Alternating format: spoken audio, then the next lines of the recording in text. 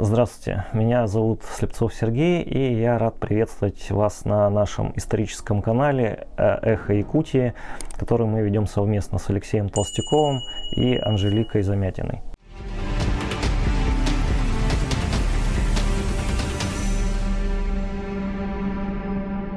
Сегодня я хотел бы предложить вашему вниманию одну из тем, связанных с историей Якутии, и, наверное, это будет таким началом небольшого цикла маленьких исторических сюжетов. Мы сегодня с вами поговорим об истории обнаружения и изучения сообщений о вечной мерзлоте.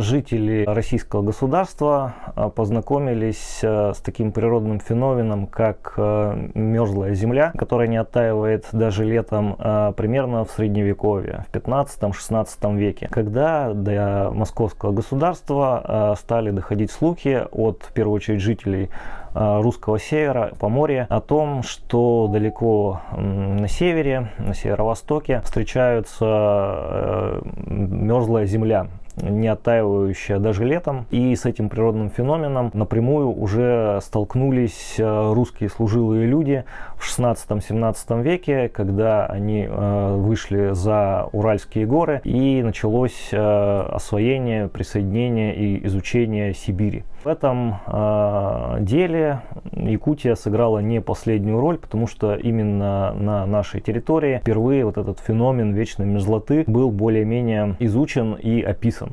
Как же это произошло? Об этом наш сегодняшний сюжет. Начнем мы с 1638 года, когда был создан Якутский уезд, и в Якутский острог были назначены первые воеводы. Это были Петр Головин и Матвей Глебов. И именно от них уже в начале 40-х годов 17 века в Москве получили сообщение о том, что в районе Якутского острога земля, где государь и среди лета вся не растаивает, и потому здесь, по сказкам торговых и промышленных служилых людей, хлебной пашни не чает. То есть в первую очередь воевод интересовало, возможно ли в районе Якутского острога земледелие. И им вот уже местные жители, служилые люди, которые здесь уже несколько лет проживали на месте Якутского острога, сообщили о том, что, к сожалению, земледелие не получится, потому что земля мерзлая. Вот об этом воеводы и написали. Как известно, земледелие более-менее было возможно в верховьях реки Лена. В этом деле сыграл важную роль землепроходец Ерофей Хабаров. Потом, впоследствии, первые пашни у нас завел на территории Якутии, но южнее Якутского острога. Более подробное сообщение о вечной мерзлоте составил уже другой воевода, Матвей Осипович Кравков, в 80-е годы 17 века. Вообще, надо сказать, что Матвей Осипович Кравков очень интересная историческая личность, и обязательно мы запишем о нем отдельный сюжет. Но пока что вот одной из задач Кравкова в начале 80-х годов 17 века было перенос и реконструкция очередная Якутской крепости. Якутскую крепость в очередной раз перенесли подальше от берега. И Кравков, поскольку он был военный профессионал, он озаботился в первую очередь источником воды в крепости на случай осады. И он в 1685 году нанял специального человека, служилого, по имени Якунка Федоров. Причем, кстати, интересное вообще имя, хотел тоже на нем остановиться. Возможно, многие из вас такое имя не знают. А в 17 веке оно было довольно популярным в Якутии среди служилых людей и казаков. Якун – это мужское имя, имевшее распространение в Новгородчине, потому что это имя скандинавского происхождения, от имени Хакон происходит. Думаю, якунов было довольно много в Якутии у нас в 17-м, начале 18 века. Вот один такой якунка, взялся рыть колодец. Возможно, у него был такой опыт тоже где-то на севере Новгородской области, может, в Карелии или в Поморье. Он такие колодцы копал. И он взялся выкопать колодец. Об этом Кравков тоже написал в Москву. Есть цитата о том, что Федоров начал свою работу 3 июля 1685 года и копал примерно год, по июль 1686. Выкопал свой колодец на глубину 13 саженей, и Кравков сообщал в Москву, где дальше того в глубину колодец копать нельзя, потому что Дион Якунка докопался до камени. а камень сланец, и от того, где камени, и от земли мерзлый дух каменной и земляной тяжел. Больше 1 часа с великою нужою у работы человеку от духу того быть нельзя, и камень пробить немощно. Ну, переводя на современный русский язык, Кравков сообщал о том, что глубина колодца 13 сажений. В 17 веке существовала такая мера длины, казенная сажень, которая составляла, переводя на современные меры, примерно 2 метра 16 сантиметров. Соответственно, эту меру умножаем на 13, получается у нас глубина 28,8 метра, то есть почти 30 метров. И дальше вот этот вот колодезный мастер Федоров столкнулся с проблемой, что на глубине дышать невозможно. Это сейчас довольно известная вещь. Современные мерзлотоведы, они очень хорошо знают. Дело в том, что если копать летом глубокую шахту, а как мы видим из дат, копал вот этот Якунька в июле, в августе, в сентябре, очевидно только, вот, то холодный воздух скапливается на глубине и очень быстро кислород заканчивается. И не происходит естественная вентиляция.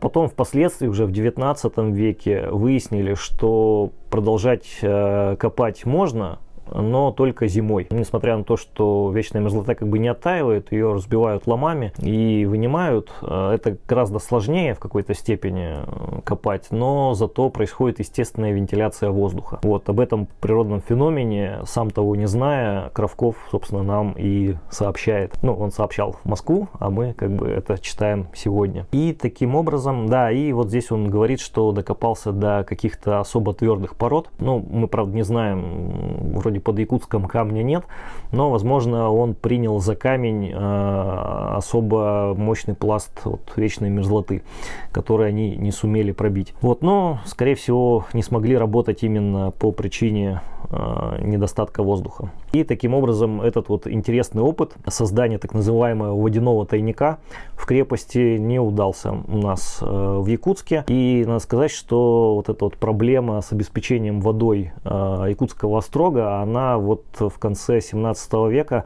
ну, была довольно актуальной, поскольку острог как раз в этот момент отнесли от берега примерно на километр, как бы доступ к реке пропал. Вот рядом были только так называемые логи, которые заполнялись водой только по весне. И, собственно, тот же Кравков писал, что в том озере, то есть рядом со острогом, вода по вся годы зацветает, закисает, пить из того озера воды нельзя, и скот где пьет из того озера с великой нужою.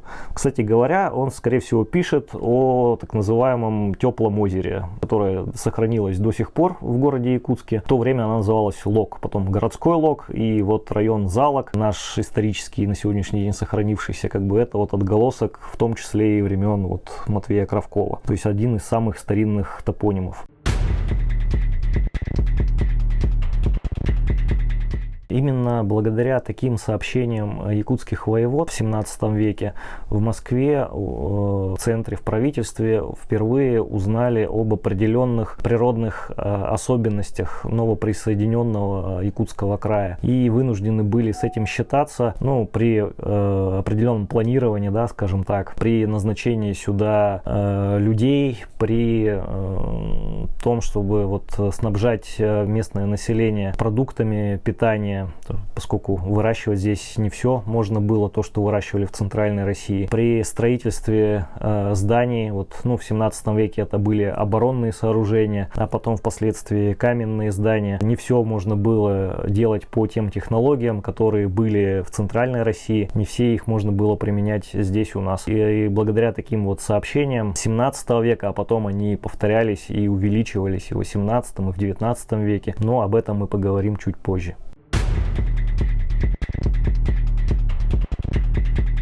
Пару слов надо сказать о местности, где вот эти вот опыты с рытьем колодца происходили. Я говорил уже, что это территория Якутской крепости, но где она была 80-е годы 17 века. На самом деле сейчас на этой территории ничего не напоминает о том, что здесь когда-то стоял настоящий якутский Кремль, как тогда говорили, рубленый город, внесенный острожной стеной, в которой было там около 16 башен, и где находился дом воеводы, амбары, клады, и в том числе вот этот вот колодец, о котором мы сегодня говорим. Это довольно известное сегодня место, это называется Площадь Дружбы Народов, в центре, да, примерно. И вот близлежащие строения, которые все внутри вот крепости как бы были. Сейчас современные это и театр оперы и балета, и здание вот казначейства, музей западноевропейского искусства, и Институт гуманитарных исследований, Троицкий собор, вот одно из немногих старинных зданий, сохранившихся до наших дней. Вот это все примерно вот в границах, получается, улиц Проспект Ленина, Каландрашвили, переулок Жаркова и улицы Петровского. Также у нас есть несколько планов якутской крепости конца 17-го, начала 18 века. Вот один из таких планов хранится в Якутском музее имени Ярославского. И вот примерно здесь, между вот двумя стенами, внутренней рубленой городской и внешней острожной, по вот описанию Матвея Кравкова, где-то вот Якунка Федоров и копал свой колодец, примерно в этом месте. Вот если наложить два плана друг на друга, то вот мы увидим, где примерно это находилось. Вообще, надо сказать, Якутский острог был первое время своего существования, примерно 10 лет, таким переносным гуляющим, как известно. Его несколько раз переносили из-за подтопления весеннего разлива воды. Но казаки упорно продолжали ставить остроги на берегу. Это было связано с несколькими факторами. Ну, один из главных — это то, что река была основной главной дорогой, транспортной артерией, связывающей Якутск с метрополией. И немаловажный фактор играл, конечно, доступ к воде. То есть, стоя непосредственно у берега реки, вот казаки даже во время осады могли брать воду непосредственно в реке. То есть острог вплотную к берегу стоял. Но к концу 17 века, даже вот в долине Туймада, куда вот острог перенесли Головин и Глебов, часть крепостных сооружений уже была смыта водой.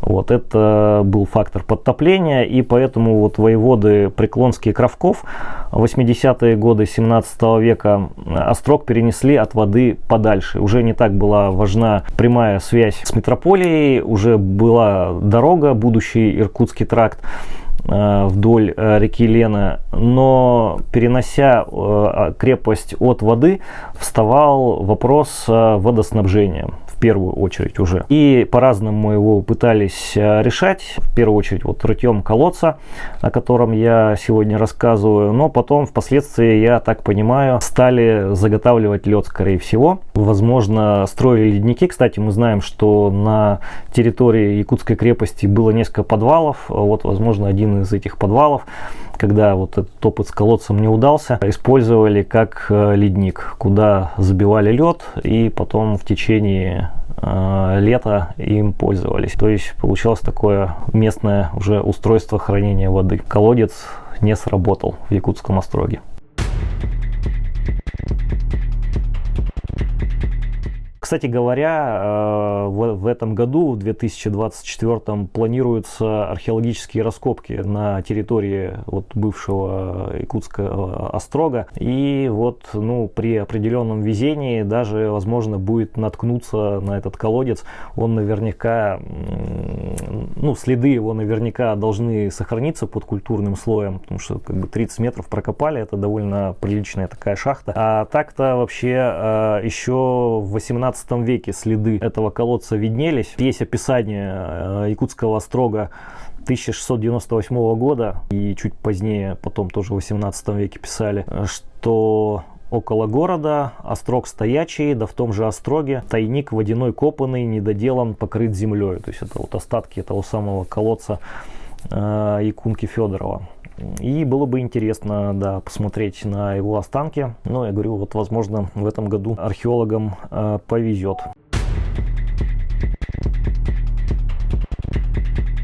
такая вот история, но, надо сказать, опять же, история изучения вечной мерзлоты в Якутске вот с этим острожным колодцем не закончилась, потому что была еще история Федора Шергина, но это уже 19 век, и Федор Шергин и его шахта, уже не колодец, заслуживает отдельного сюжета. Мы обязательно об этом поговорим тоже в нашем цикле исторических событий.